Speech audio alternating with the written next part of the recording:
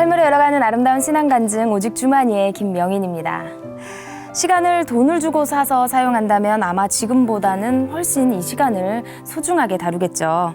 시간이 삶에서 가장 소중한 자산이지만 그렇게 생각하는 사람은 그리 많지 않은 것 같습니다. 대학을 졸업하고 취업해서 50세까지 일한 사람이라면요, 약 5만 6천 시간을 일한 셈인데요. 학교에서 가르치건 간호사로 일하건 어디서 일을 하든지 시간으로 따져 정말 길고도 많은 시간입니다. 그 시간 속에서 하나님을 기쁘시게 하려고 노력하는 시간은 얼마나 될까요? 하나님을 기쁘시게 하는 삶을 살아가는 우리 이웃들을 만나보는 시간입니다. 삶으로 열어가는 아름다운 신앙간증 프로그램 오직 주만이, 오늘도 멋진 믿음의 사람들과 함께합니다. 그 전에요, 이 자리 은혜롭게 채워주신 분들과 인사 나누겠습니다. 춘천 한마음교회 성도님들입니다. 반갑습니다.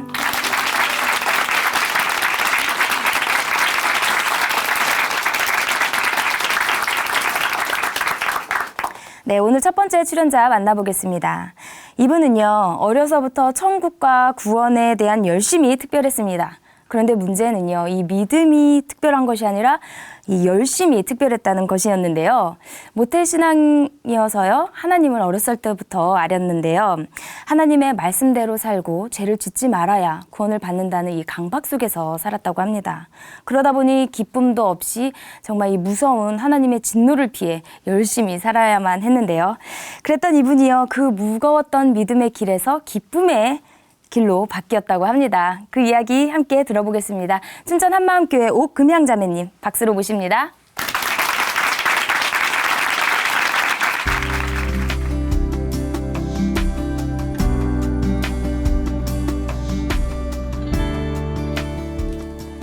안녕하세요. 춘천 한마음교회 옥금향입니다. 율법적인 신앙으로 인해 너무나 무겁게 지고 가던 삶의 짐을 부활하신 예수님을 만나 훌훌 털어버리게 된 자유와 기쁨의 간증을 나누고자 합니다. 저는 모태신앙으로 한 번도 주의를 어겨본 적 없이 착실하게 신앙생활을 해왔어요. 부모님 말씀, 어른들의 말씀이라면 항상 예라고 답하는 순종적인 아이였습니다. 그러니 하나님의 말씀이라고 하면 더더욱 열심히 쫓아가야 한다고 생각했어요. 초등학생 때부터 저의 고민은 외모도 공부도 노는 것도 아니었어요. 난 정말 천국에 갈 수 있긴 한 걸까? 어떻게 하면 구원받을 수 있을까가 인생 최대 고민거리였습니다. 하나님 말씀에 잘 순종하면 구원받을 수 있을 거라 막연하게 생각하게 되었어요. 그래서 어릴 때부터 교회 선생님이 하라고 하신 것들은 최선을 다해 무조건 순종했어요. 주일 아침이면 모두들 늦잠 자며 편안한 시간을 보내잖아요. 그런데 저는 남들보다 일찍 일어나서 교회 같은 반 친구들을 깨우러 다녀야 했어요. 한적하다 못해 고요한 골목길에 들어서서 초인종을 누르며 친구의 이름을 몇 번씩 불렀습니다. 한참을 기다려도 아무 대답이 없으면 터벅터벅 다음 친구 집에 가야 했어요. 힘든데도 깨부리지 않고 비가 오나 눈이 오나 친구들을 데리러 다니는 성실한 아이였죠. 천국에 갈 수만 있다면 그 정도쯤은 당연하다고 생각했거든요. 중학생이 되면서 구원에 대한 고민은 점점 더 깊어져 갔어요. 말씀도 더 열심히 읽어보고 수련회도 열심히 쫓아다니며 들어보고 기도원에도 따라가 금식 기도도 해보았어요. 무릎을 딱 꿇고 두 눈을 꼭 감고 앞뒤로 몸을 열심히 움직이며 기도하다가도 문득 이런 생각이 드는 거예요. 내가 기도하고 있는 분은 누구지? 듣고는 계신가? 스쳐 지나가는 이 불경스러운 생각에 소스라치며 고개를 휘젓기도 했었어요. 중고등학생 시절 남들은 질풍노도의 시기인 사춘기로 인해 힘들다지만 저는 신앙 고민 때문에 사춘기를 생각할 겨를이 없었어요. 내가 정말 구원받았을까? 이 고민이 더 급했기 때문이었습니다. 하나님은 높은 기준을 들이밀며 저에게 많은 것들을 갖추라고 하시는 것 같았어요. 조금도 봐주는 것 없이 기준 미달이면 땡 하고 바로 종을 쳐버리는 너무나 엄격한 분 같았거든요.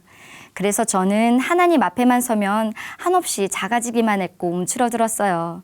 생각나는 죄부터 하나하나 낱낱이 잘못했다고 회개했고 나중에는 생각나지 않는 죄까지도 용서해달라며 기도했었어요. 그렇기 때문에 하나님이 직행하라는 말씀을 순종하는 것이 죄를 덜 지는 것이라고 생각했어요. 특히 주의를 철저하게 구별하여 지키는 것은 기본 중에 기본이었죠. 야외로 놀러 가는 것은 고사하고 심지어 고3 때에도 주일에는 절대 공부를 하지 않았습니다. 그런데 중간고사나 기말고사 기간에 주일이 끼면 시간 싸움이 정말 만만치 않았어요.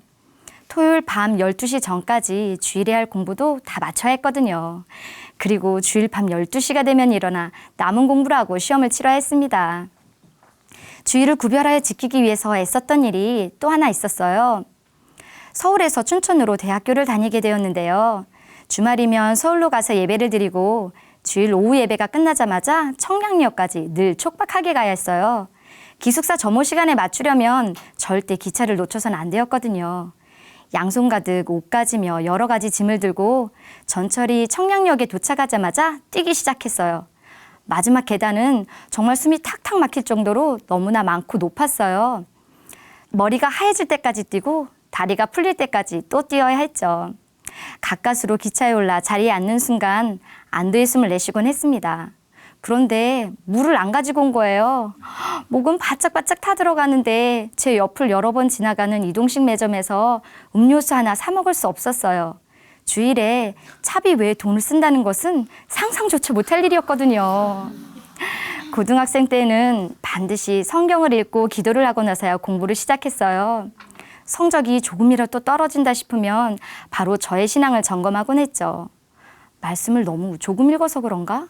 기도가 너무 부족했나?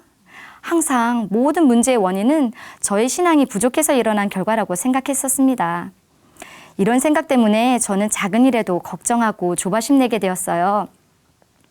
그 당시 인기 있는 라디오 프로그램이 있었어요. 공부를 하면서 듣다가도 유행가요가 흘러나오면 꼭 찬송 강곡을 듣고 나서야 잠을 잘 수 있었어요. 말씀에서 조금만 벗어나는 것 같으면 불안했거든요. 꽃다운 청소년 시절을 기쁨도 없이 소망도 없이 구원에 대한 근심과 조바심으로 보내야 했습니다. 구원에 대한 확신이 없었던 것은 제가 말씀대로 살지 못하고 있다는 생각 때문이었어요. 그렇다고 딱히 세상에서 누릴 수 있는 것들을 마음껏 누리면서 사는 것도 아닌데 말이죠. 저의 행위 하나에 하루는 천국을, 하루는 지옥을 오가는 율법적인 신앙이 되었고 점점 더 자존감이 낮은 사람이 되어갔어요. 천루역정에 나오는 주인공 크리스찬이 저 같았어요. 말씀대로 살지 못하고 있다는 정죄와 구원을 확신하지 못해 불안한 마음은 무거운 짐이 되어 늘 저를 짓누르고 있었거든요. 그 짐을 벗어버리기 위해 더 열심히 해보았지만 곧 지쳐 쓰러지고 결론은 자기정죄로 이어져 자책하기를 반복하며 지냈어요. 결혼 초 남편이 작은 일로 지적이라도 하면 마음이 콩알만해지는 거예요. 아무 말 없이 조용히 방으로 들어가 구석에 쪼그려 앉았어요. 바로 자기정죄가 시작되었죠. 그래, 나는 이것밖에 안 돼. 나는 결국 이 정도밖에 안 되는 사람이구나. 그리고는 항상 먼저 남편에게 미안하다고 했어요. 한두 번도 아니고 번번이 그러니까 남편은 답답했는지 아니, 그렇게 울지만 말고 제발 생각을 말해보라고 이렇게 화를 낼 정도였으니까요. 남편과 저는 말씀에서 벗어나지 않기 위해 그 달콤했던 연애 시절도 결코 자유로울 수 없었어요. 남편이 지방에서 군 장교로 근무하던 터라 한 달에 한 번 주말에만 겨우 얼굴을 볼 수 있었는데요. 주일 예배를 함께 드리고 나면 근무지로 복귀하는 남편을 배웅하는 그 짧은 시간이 유일한 데이트였습니다. 그런데 하필이면 주일이잖아요. 터미널 주변에 널린 그 흔하디 흔한 커피숍 한번 감히 들어가지도 못하고 그저 두 손만 꼭 잡은 채 주변을 서성이다 헤어지곤 했어요. 갈증 날 때면 정수기 물 한 잔이면 충분했습니다. 최선을 다해 열심히 해보았지만 신앙에 대한 회의감은 점점 더 깊어져 갔어요. 말씀 하나 깨달아지는 것이 너무나 큰 부담이 되었거든요. 지켜야 할 말씀이 하나 생기면 새로운 짐이 또 하나 얹어지는 것 같았어요. 하나님의 존재 자체는 부정할 수 없었지만 무거운 짐을 잔뜩 지고 사는 부담스러운 신앙을 그만 내려놓고 싶었어요. 그러다 결국 남편에게 아주 조심스럽게 물어보았어요. 나 이제는 자유로운 썬데이 크리스찬으로 살고 싶어. 우리 그냥 편하게 신앙생활하면 안 될까? 그런데 예상치 않게 남편이 그러자는 거예요. 사실 남편도 신앙생활에 회의감을 갖고 있었더라고요. 그 순간 우리는 그 어느 때보다 한마음이 되었습니다. 신혼생활을 시작하게 된 춘천에서 부담 없이 다닐 수 있는 큰 교회를 찾아 이곳저곳을 기웃거리기 시작했어요. 하루는 남편이 후배가 다닌다는 한마음교회 다녀오더라고요. 다녀온 것까지는 좋았는데 얼마 되지 않아 남편이 달라지기 시작하는 거예요. 부활하신 예수님을 만났다며 흥분을 감추지 못하고 기쁨과 확신 가운데 신앙생활을 다시 시작하더라고요. 저와 같이 썬데이 크리스찬으로 살자던 사람이 갑자기 변해버린 거예요. 완전 배신이었죠. 저에게 계속 부활 하더라고요. 아니, 부활을 누가 모르나? 그런데 남편은 그동안 우리가 힘들었던 이유가 부활에 담긴 진정한 의미를 몰랐기 때문이라는 거예요. 그러면서 예수님은 역사적인 인물이라고 자꾸 말하니까 짜증이 나더라고요. 예수님을 한낱 인간에 불과한 존재로 만들어? 이건 신성모독이야. 전능자를 자꾸 사람이었다고 강조하는 거 너무 오만한 거 아니야? 하지만 그 당시 저에게는 구원의 확신도 없었고 딱히 잘못됐다고 반박할 만한 근거도 없었어요. 할 수 없이 남편의 손에 이끌려 한마음교회에서 부활의 복음을 듣기 시작했습니다. 그렇게 말씀을 반복해서 듣던 어느 날 제자들의 변화를 생각해 보게 되었어요. 제자들은 자신들도 예수님처럼 죽게 될까 봐 너무나 두려워 도망갔잖아요. 그런데 그렇게 두려움에 피했던 제자들의 삶에 대반전이 일어났더라고요. 그 기준은 다름 아닌 부활이었어요. 부활하신 예수님을 만난 전후가 너무나 분명했던 제자들과 사도 바울이었어요. 부활하신 예수님을 보았다는 게 도대체 어떤 의미였길래 이렇게 분명하게 삶의 반전이 되었을까 생각해 보게 되었어요. 그때 번뜩 생각나는 말씀이 하나 있었어요. 목사님께서 그렇게 강조하셨던 예언대로, 성경대로라는 말씀이었어요. 그러면서 들려주셨던 예화가 하나 있었거든요. 6.25 전쟁 당시 헤어진 형제가 있었는데 60년이 지나서야 이산가족 상봉을 하게 되었어요. 너무나 어릴 때 헤어져서 얼굴조차 기억이 나지 않고 사진도 없던 터라 서로 알아볼 수 없는 상황이었죠. 서로 알아볼 수 있는 방법은 형제만이 알고 있는 증거를 확인하는 것이었어요. 마지막으로 헤어졌던 이발소라는 장소, 그리고 동생의 왼쪽 엉덩이만 있던 별 모양의 점. 그것만 확인된다면 누가 뭐래도 내 느낌, 감정이 어떻든 그 사람은 형이며 동생인 것이 분명했어요. 이 예화처럼 지금까지 몰랐던 예수님과 저와의 관계를 풀어주는 아주 중요한 단서가 있었어요. 구약에서 300가지 이상 예언되어 있던 이 땅에 오실 하나님, 전능자에 대한 마지막 결정적인 증거가 있었던 거예요. 성경대로, 예언대로 죽었다가 3일 만에 살아나는 부활, 바로 그거였어요. 그 순간 떠오른 한 사람이 있었어요. 바로 도마였어요. 다른 제자들이 부활하신 예수님을 만났다고 아무리 말해도 절대 믿지 않았던 도마. 그런 그가 변했더라고요. 변해도 너무 많이 변해버렸어요. 사실 도마는 어렸을 때부터 손등과 이마에 구약의 말씀을 새기고 살던 유대인이었잖아요. 분명히 사람이었는데, 분명히 십자가에서 죽었는데 무덤에 있어야 할 예수님이 살아나서 도마의 눈앞에 나타나신 거예요. 얼마나 놀랐을까. 오실 하나님에 대한 예언들이 마구 스쳐 지나갔을 거란 생각이 들었어요. 그보다 더 놀라웠던 건 그 순간 제가 도마와 동일시가 되어버리는 거예요. 모태신앙이었고 성경을 몇 번이나 통독했고 구약과 신약의 말씀들이 지식으로 쌓여있던 저였어요. 저는 하나님이 존재한다고 막연히 믿어왔어요. 그래서 예수님이 하나님이라는 사실도 아무 의심 없이 받아들였고요. 그런데 중요한 건 저는 하나님과 전혀 관계가 되지 않았다는 거예요. 증거 없는 믿음은 의심과 불신으로 이어졌고 결국 등을 돌리게 되었습니다. 바로 그때 부활하신 예수님이 저에게도 나타나신 거예요.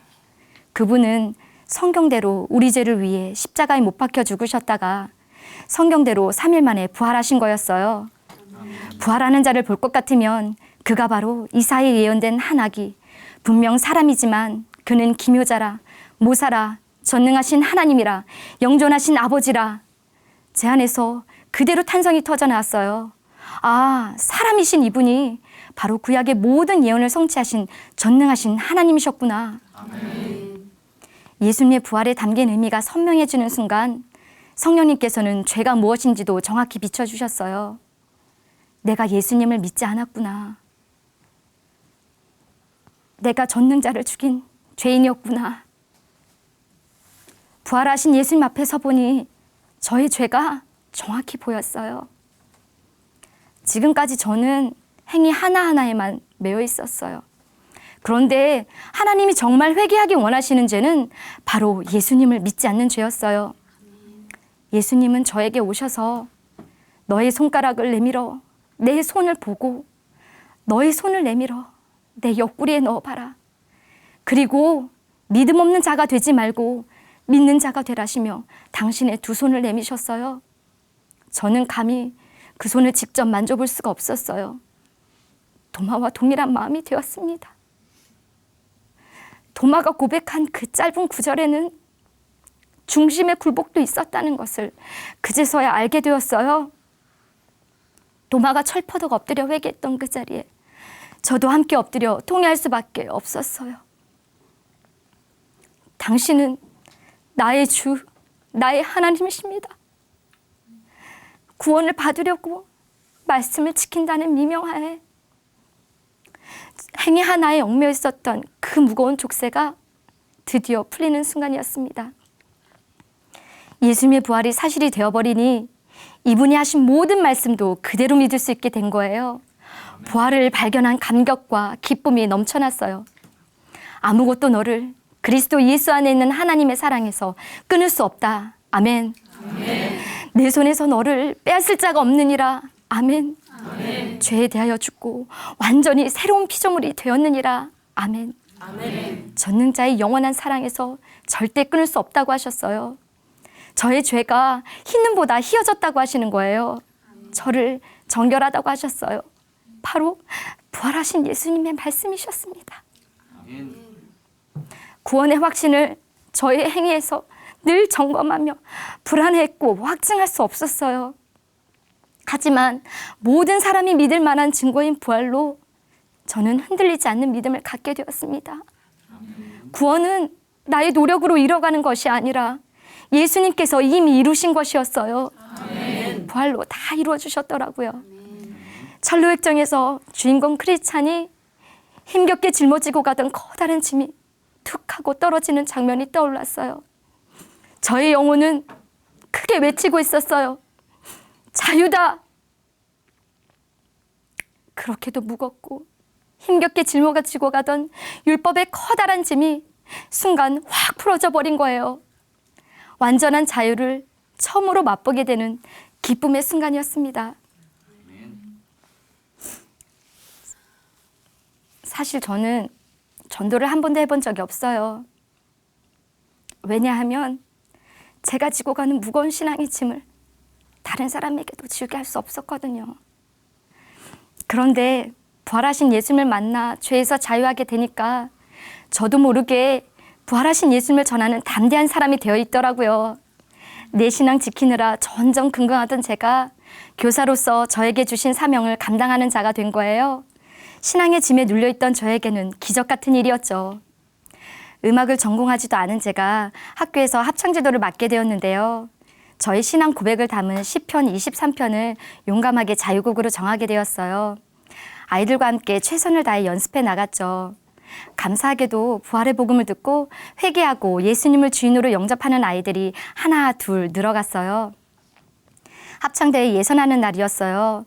무대에 올라가기 직전 아이들이 먼저 선생님 너무 떨려요. 빨리 기도해 주세요 하는 거예요. 순간 놀랍기도 했지만 감사했어요.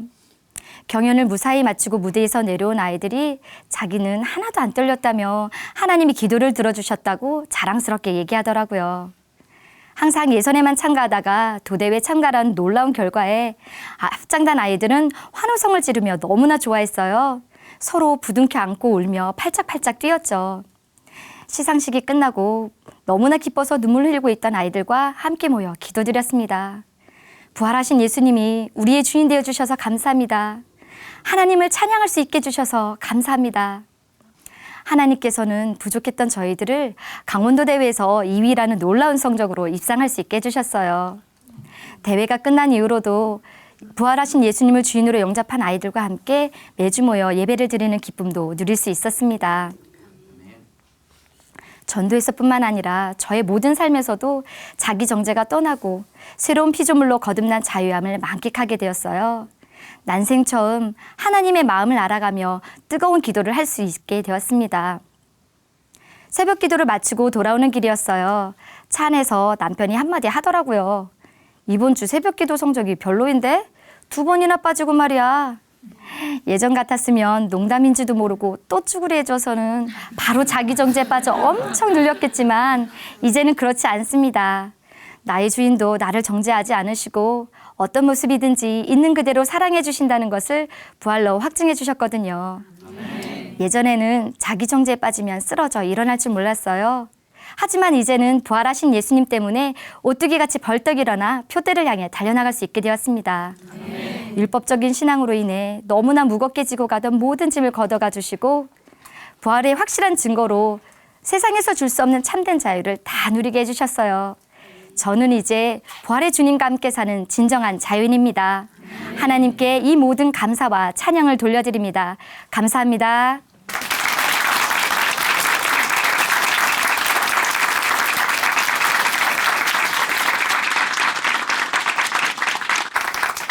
네, 간증 감사합니다. 구원은 우리의 노력과 열심으로 얻어지는 것이 아니라 예수님을 믿지 않았던 죄를 회개하고 우리의 죄를 위해서 죽으시고 부활하신 예수님을 우리의 마음의 주인으로 믿을 때 받는 선물이라는 것 다시 한번 생각해 보게 되었습니다. 그리고 그 구원의 선물을요, 기쁜 마음으로 받고 주인 되신 예수님과 동행하는 삶이 우리의 진정한 믿음의 삶이 아닌가 싶습니다. 네. 참 자유가 무엇인지 보여주신 우리 옥금양 자매님께 다시 한번 큰 박수 보내드리겠습니다.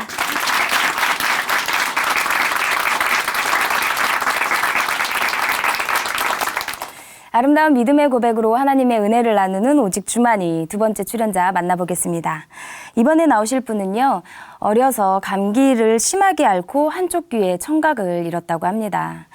그래서 청각장애로 인한 많은 어려움과 애로사항이 있었는데요.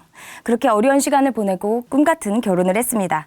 그런데 이번에는 태어난 아기가 선천적 발달장애 판정을 받았다고 해요. 청각 장애만으로 충분히 힘들었던 삶을 보냈던 이분이요, 이제는 아이가 보낼 시간 때문에 고민이 되었는데요. 그런 그녀가 아이와 함께 보내온 시간, 그 이야기를 들려주신다고 합니다. 춘천 한마음교회 이금주 자매님 박수로 모시겠습니다.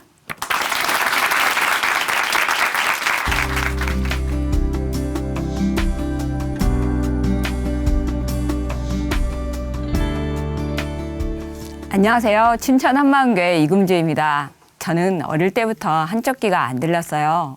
말소리를 잘 알아듣지 못하다 보니 사람들과 어울릴 수 없었고 자존감이 낮았어요. 그래서 자식한테 모든 걸 걸었는데 알고 보니 제 아이는 발달장애한 거예요. 부족한 엄마에다 부족한 아들이라는 열등감에 빠져 살게 되었는데요. 지금은 참 사랑이신 예수님을 만나 열등감에서 벗어나 자유한 삶을 살게 된 간증을 하려고 합니다. 초등학교에 들어가서 신체 검사를 하는 날이었어요. 청력 체크를 하는데 선생님께서는 시계를 보여주면서 째깍째깍 소리가 나는 쪽에 손을 들라고 하셨어요. 그런데 오른쪽에서 소리가 난 다음에 아무것도 들리지 않는 거예요. 선생님께서는 이상했는지 몇 번을 반복하시더니 검사용지에 왼쪽 난청이라고 쓰셨습니다. 자리에 돌아 앉았는데 아이들 몇 명이 몰려와서는 너 한쪽 귀 안 들려? 하는 거예요. 그럼 넌 들려? 하고 되물었죠. 저는 그제서야 다른 사람들은 다 양쪽으로 듣는다는 걸 알게 되었습니다. 집에 와서 엄마께 어떻게 된 건지 물어보았더니 제가 젖먹이 때 고열에 시달리고 나서 못 듣게 되었다고 하셨어요.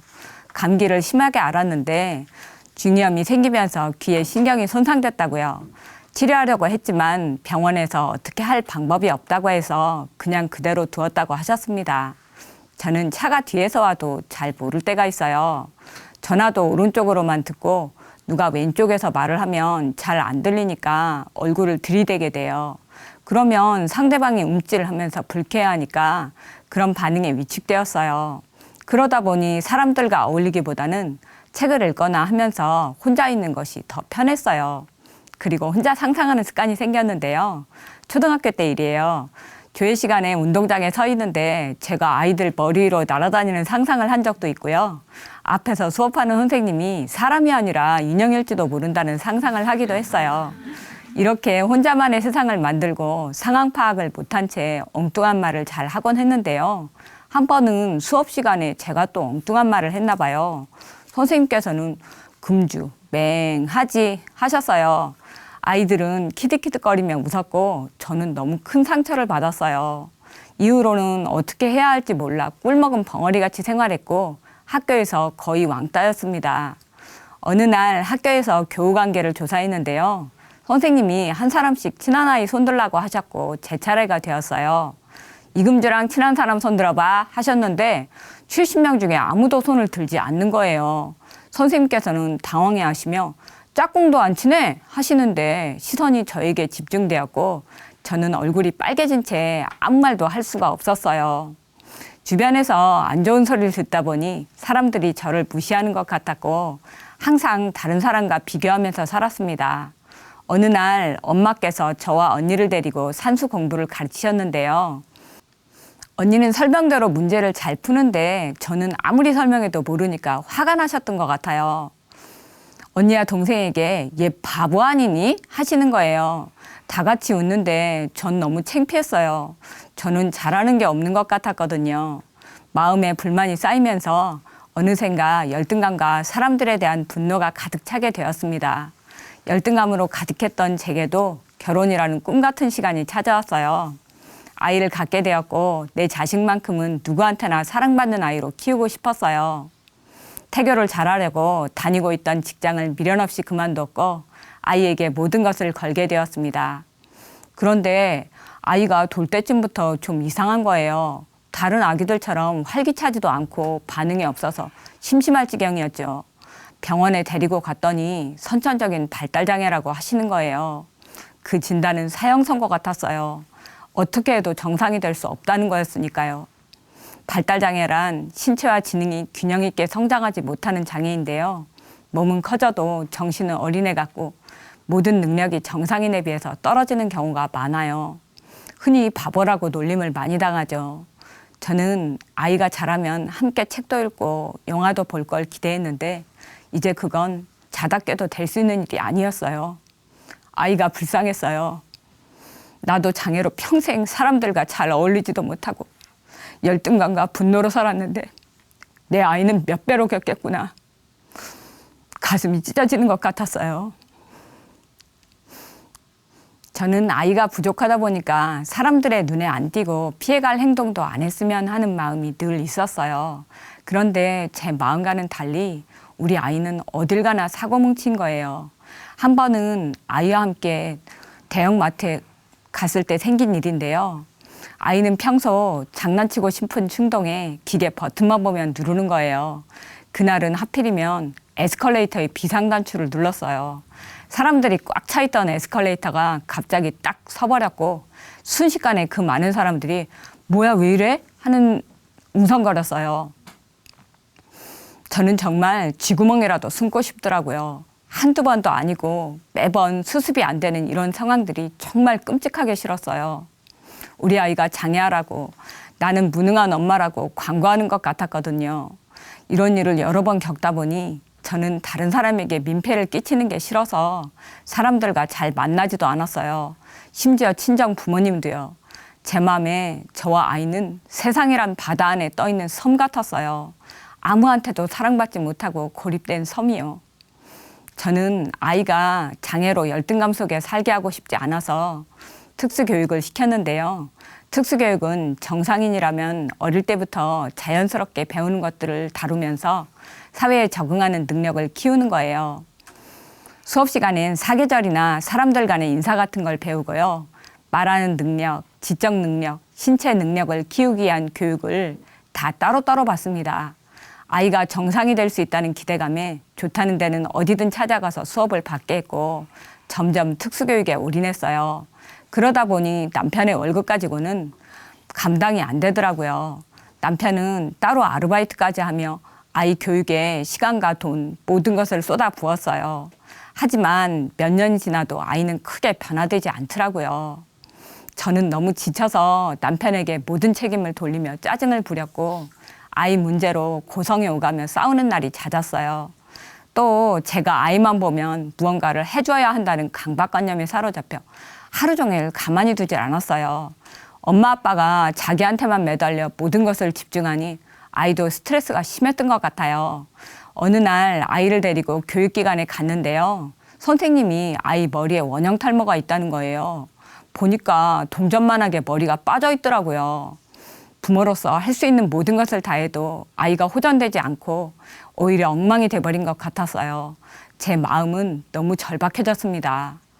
마침 같은 교육기관에서 신앙에 열심히 있고 믿음이 있는 엄마를 만나게 됐어요.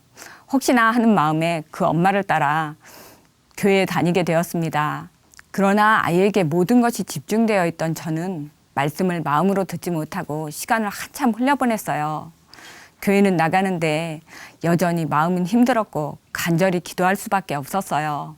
어느 날 목사님께서 예배 중에 예수님께서 성경대로 부활하셨으니 부활이 믿을 만한 증거가 되는 겁니다. 예언을 다 이루시고 부활하신 것으로 믿을 수 있도록 하신 겁니다. 말씀하셨어요. 그때 설교 시간에 반복해서 들었던 구약의 예언들이 생각났어요. 하나님이 사람으로 오셔서 우리 죄를 위해 죽으셨다가 다시 살아난다는 말씀이요. 아, 예수님께서 예언대로 부활하셨다면 진짜 하나님이 오신 게 맞구나. 부활의 표적이 이분이 전능자 하나님이라는 것을 믿을 수 있는 증거구나. 머리가 맑아지면서 모든 것이 다 뚫리는 것 같았어요. AD와 BC의 기준이신 예수님은 역사 속에 실제로 살아있던 분이었어요. 제자들의 삶도 실제 기록이었습니다. 제자들은 3년 반이나 예수님이 행하시는 기적을 보고도 십자가 앞에서 생명의 위협을 받으니까 도망쳤는데요. 부활을 본 후에는 예수님이 하나님이심을 전파하다가 순교한 거예요. 제자들은 예언 그대로 썩지 않는 몸으로 부활하신 예수님을 보고 만진 증인이었어요. 예수님이 바로 천지를 만드신 창조주 하나님이시고 성경 말씀이 다 진짜구나. 예수님은 진짜 나를 위해 죽으시고 부활하신 나의 하나님이셨던 거예요. 지금 하나님 보좌 우편에 계셔서 만물을 통치하시는 하나님이요. 하나님이 사람으로 오셔서 십자가를 지신 거였어요. 제 마음에 영화 패션 오브 크라이스트의 한 장면이 떠올랐어요. 예수님께서 십자가를 지시기 위해 기어가시는 모습이요. 보통 사람 같으면 채찍만 맞고도 죽었다고 하는데 예수님은 끝까지 의지를 놓지 않으시고 십자가의 길을 가셨잖아요. 예수님께서 그 십자가의 길을 끝까지 참을 수밖에 없었던 이유는 그 앞에 있는 즐거움 때문이었어요. 저를 살리는 즐거움, 저와 영원히 함께하는 즐거움이요. 나를 사랑하시니까 즐거우셨구나. 예수님이 사람으로 오셔서 십자가를 지셨던 것도 부활하신 것도 엄청난 사랑이더라고요. 하나님께서 저를 얼마나 사랑하시는지 그 마음이 전해졌어요. 저를 마음과 뜻과 목숨을 다해 사랑하시는 거였습니다. 하나님께서 날 이렇게까지 사랑하신다니. 나 하나 없어져도 아무 일 없을 것 같았는데 제가 여태까지 어떻게 살고 있었는지 보였습니다. 하나님의 사랑을 무시하고 제 생각, 제 기준으로 살고 있었던 거예요. 스스로 불쌍하게 생각하고 열등감 속에 살았던 이유는 저와 아이 장애 때문이 아니라 예수님을 주인으로 믿지 않기 때문이었습니다. 예수님께서 내가 주인 되어 저질렀던 죄들을 사하시고 부활하셔서 저의 주인이 되어주셨는데도 제가 이분을 믿지 않았더라고요. 제가 주인이었어요. 마음이 무너져 내렸습니다. 하나님, 저를 위해 죽으시고 부활하신 예수님을 믿지 않고 제 생각, 제 기준으로 살았던 것을 용서해 주세요. 저는 회개하고 예수님을 주인으로 믿게 되었습니다. 아멘. 예수님을 제 주인으로 모시고 나니 너무나 기쁘고 감사했어요. 저는 늘 남보다 못하다고 생각했었는데요. 만유보다 크신 예수님이 질그릇 안에 보배로 오셔서 영원히 함께 하시는 거예요. 열등감에 빠져 살던 저희 옛사람은 예수님과 함께 죽었고 저는 예수님이 부활하실 때 다시 살아서 이제 예수님과 한 몸 한 생명 된 새 피조물이었습니다. 아멘. 예수님이 저희 머리시고 저는 예수님의 몸이 되었고요. 눈처럼 깨끗하고 온전한 존재가 되었더라고요. 아멘. 예수님 때문에 내가 이런 존재가 됐구나. 너무 기뻐서 하루하루 감사함으로 살게 되었습니다. 거기다가 이미 이루어주신 새 피조물의 실상과 그분의 사랑은 절대 변하지 않는 영원한 것이었어요. 영원하다는 건 단지 시간적으로만 계속 존재한다는 것을 넘어서 한순간도 변함이 없다는 거였습니다. 이렇게 저를 향한 하나님의 사랑은 항상 변함없이 진행형이었어요. 이제는 귀가 한쪽만 들려도 남보다 어느래도 멀쩡한 자식이 없어도 문제가 되지 않아요. 저는 부활의 표적으로 하나님을 만났고 영원한 하나님의 사랑을 받고 있으니까요. 하나님께서는 아무것도 없었던 저에게 영원한 것으로 풍성히 채워주셨습니다. 한 번은 그럼 우리 아이는 어떻게 하지? 하는 마음이 들었던 적이 있어요. 그런데 하나님께서 기도 중에 내가 이 아이의 주인이다. 이 아이를 귀히 여기고 있단다. 하는 마음을 주시더라고요. 전능하신 하나님, 얼마나 크신 분이 우리 아이의 주인이시고 그분께서 얼마나 귀하게 여기시는지 알게 되니 아이를 온전히 맡길 수 있었습니다. 아이의 주인께 모든 것을 맡기자 한 자매의 간증을 통해 더 큰 확신을 주셨는데요.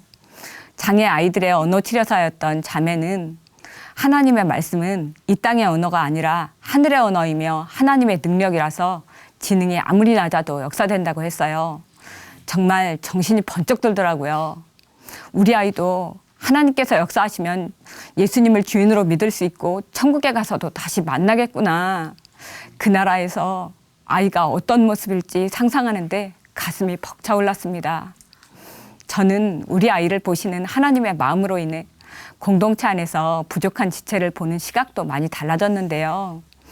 발달장애와도 귀히 여기시는 하나님께서는 보이는 모습에 상관없이 모두 다 귀하게 보시더라고요.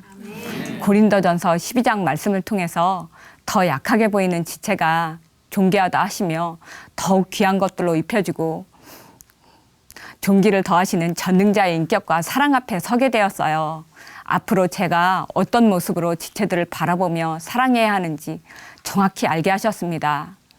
교회 공동체는 함께 자라고 함께 일하고 함께 사랑할 하나님의 최고의 선물이었어요. 한 번은 예배 중이었는데요. 한 지체가 간증을 하는데 우리 아이가 끽끽 소리를 내면서 강대상에 올라가 목사님 옆에 앉아 씩 웃는 거예요. 저는 너무 놀라서 심장이 멎는 것 같았습니다. 그런데 목사님께서 아무렇지도 않게 아이를 보고 웃어주셨고 어느 누구도 요동치 않고 따뜻한 마음으로 받아주시는 거예요. 진정한 천국을 보게 되었습니다. 저와 제 아이는 천국의 축소판인 하늘 가족과 함께 마음껏 자유를 누리며 살고 있습니다.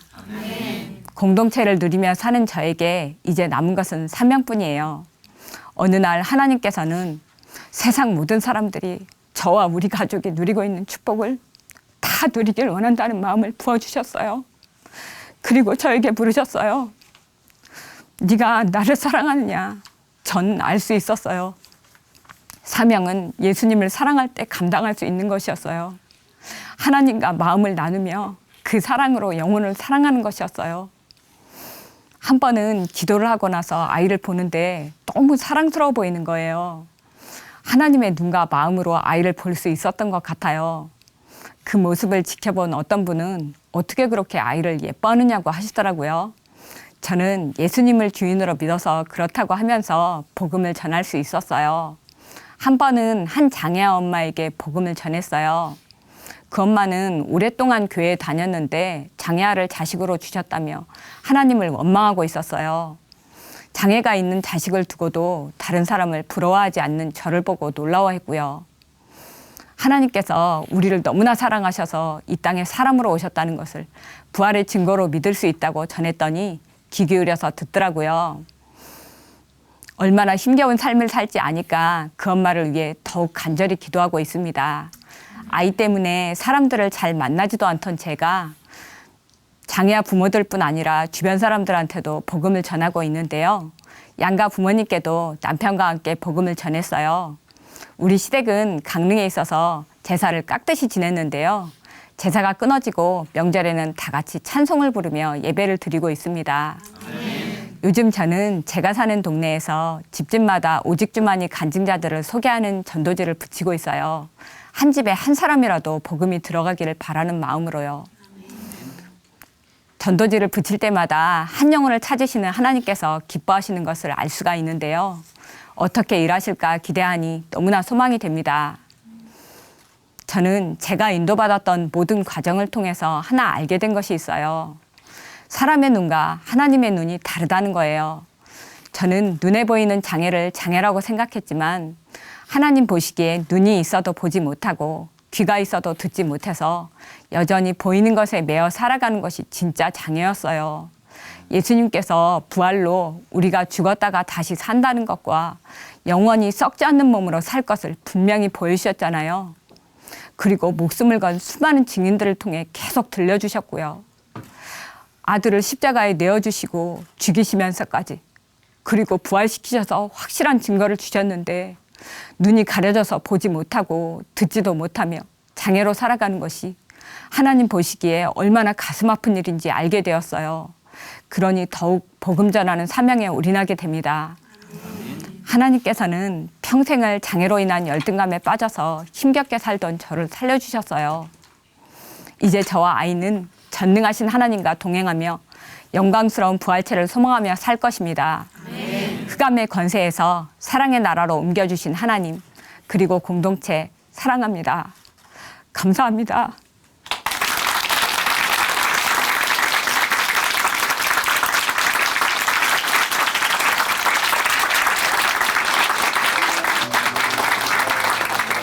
네, 간증 감사합니다.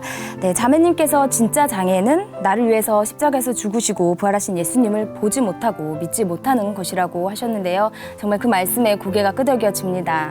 네, 내 생각, 내 판단대로 세상을 보기 때문에 예수님을 보지 못하는 건데요. 정말 이 성경대로, 예언대로 죽고 부활하신 예수님, 이 사건, 이 증거를 통해서 믿는 것이 얼마나 중요한 것인지 간증을 통해서 다시 한번 깨닫게 되었습니다. 네. 이금주 자매님 귀한 간증 다시 한번 감사드리고요. 큰 박수 다시 보내드릴게요.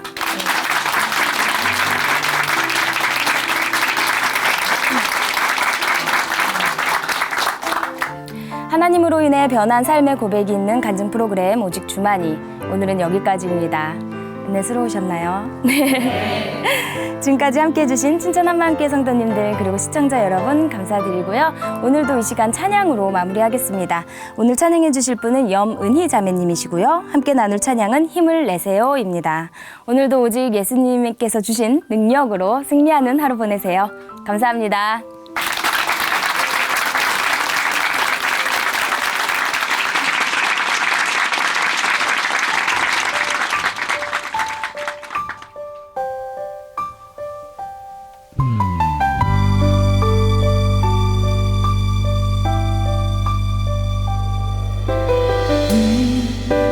나만 겪는 고난이라고 불평하지 마세요. 고난의 뒤편에 있는 주님이 주실 축복 미리 보면서 감사하세요. 너무 견디기 힘든 지금 이 순간에도 주님이 일하고 계시잖아요. 남들은 지쳐 앉아 있을지라도 당신만은 일어서세요. 힘을 내세요. 힘을 내세요. 주님이 손잡고 계시잖아요. 주님이 나와 함께함을 믿는다면 어떤 역경도 이길 수 있잖아요. 이런 슬픔 찾아왔는지 원망하지 마세요. 당신이 잃은 것보다 주님께 받은 은혜 더욱 많음에 감사하세요. 너무 견디기 힘든 지금 이 순간에도 주님이 일하고 계시잖아요. 남들은 지쳐 앉아 있을지라도 당신만은 일어서세요. 힘을 내세요. 힘을 내세요.